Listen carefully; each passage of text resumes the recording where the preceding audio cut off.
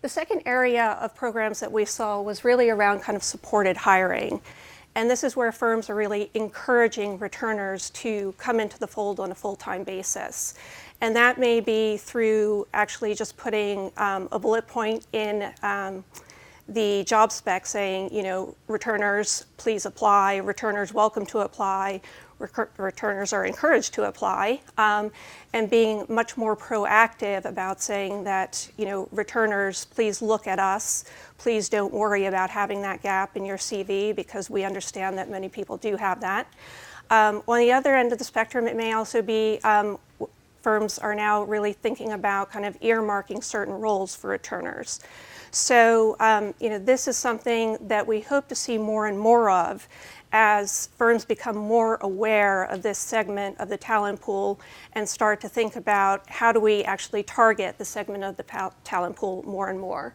So some examples here are L&G, where they've had, I believe, 4 returners join the firm in the last year.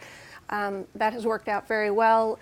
Wellington has an interesting, not necessarily a formal supported hiring approach, but they have actually attracted several alumni over the last few years.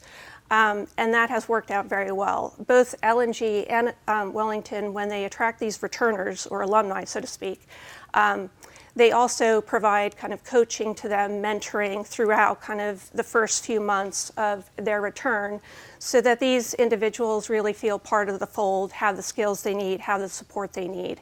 And so that's a very important part of making a success of a returner coming into a firm.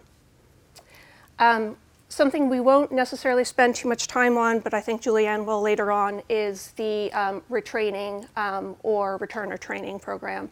An example of that is St. James Place, and I also believe Quilter is looking at that as well.